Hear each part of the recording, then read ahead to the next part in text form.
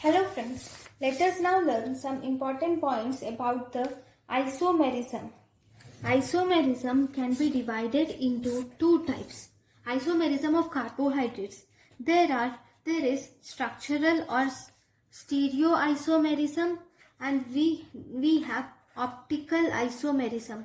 In structural or stereoisomerism, we have functional isomerism, enantiomerism, epimerism and Anomalism are involved in the structural or stereoisomerism.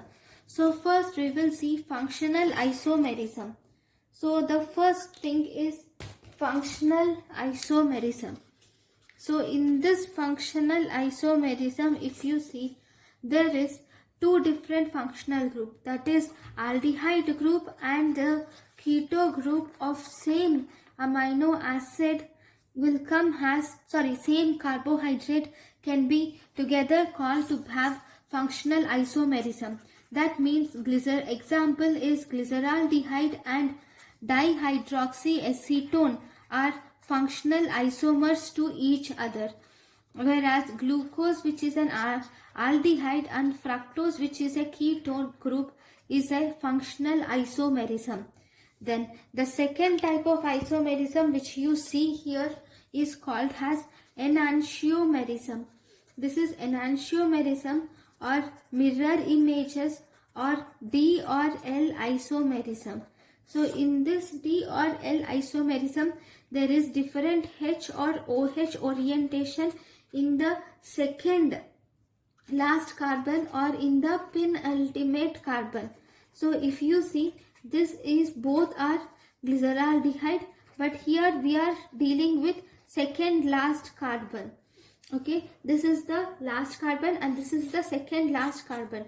There is different H and OH orientation in the second last or penultimate carbon. If OH is present on the right side, then it is D isomer. If OH is present on the left side, then it is L isomer. So this is D glyceraldehyde, this is L glyceraldehyde. So we will see one more example so for us to get clear.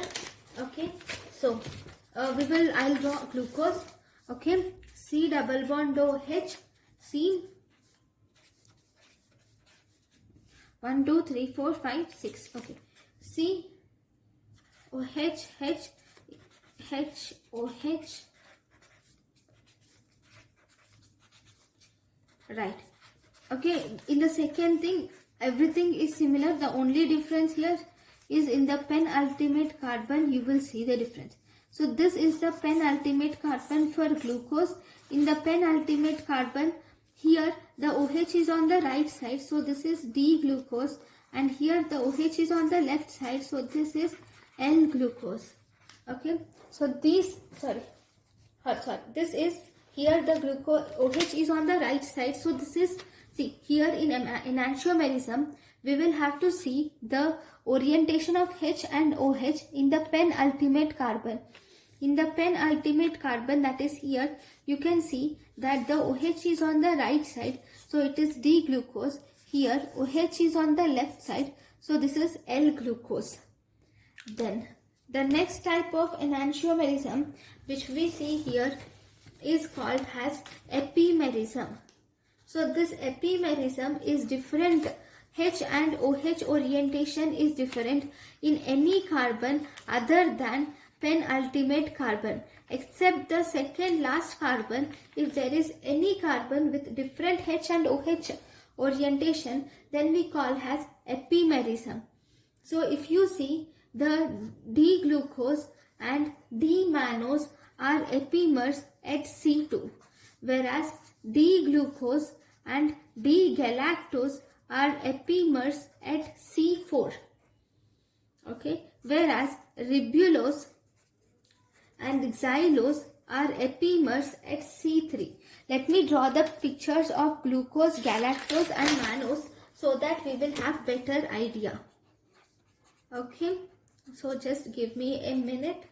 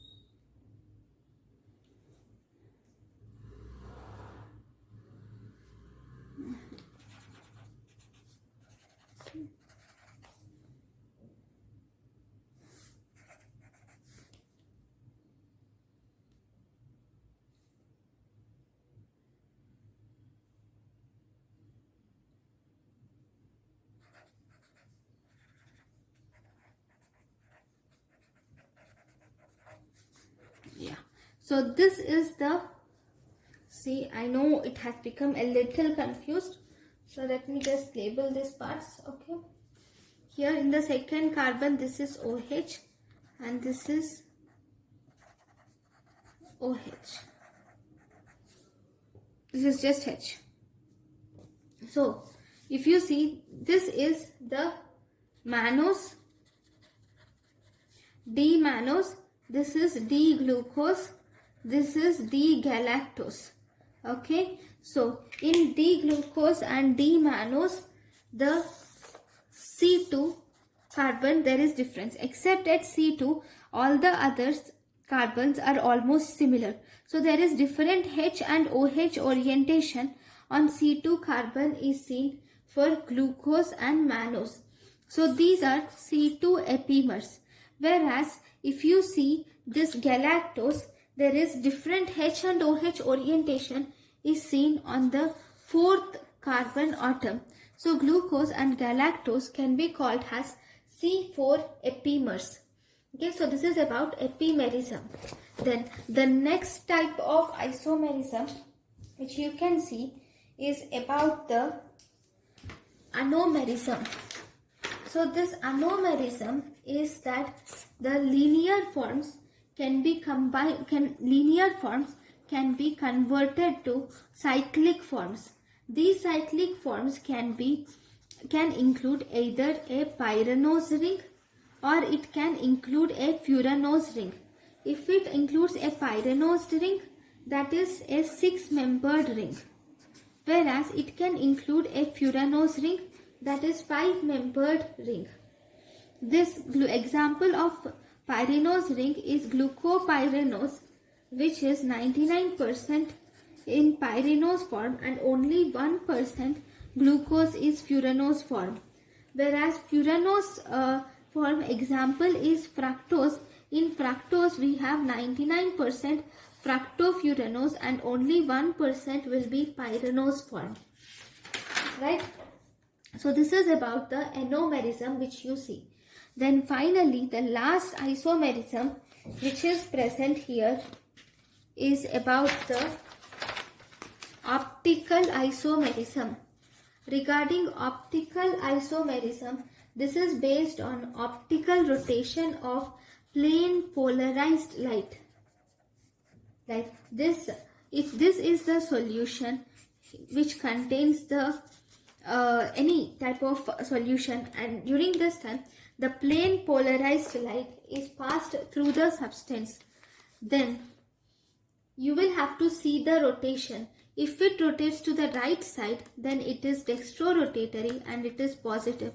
If it rotates to the, see, I'll write with a better pen, right side, then it is dextrorotatory and positive. If it rotates to the left side, it is levorotatory and negative. Based on this, you can divide the glucose to be, glucose is most commonly D-glucose, whereas fructose is most commonly L-glucose. In some situations, both D and L isomers may be equal. If D and L isomers are equal in quantity, then we call it as racemic mixture. Okay, so this is about the isomerism which you see in carbohydrates. Thank you guys for watching my lecture. Thank you.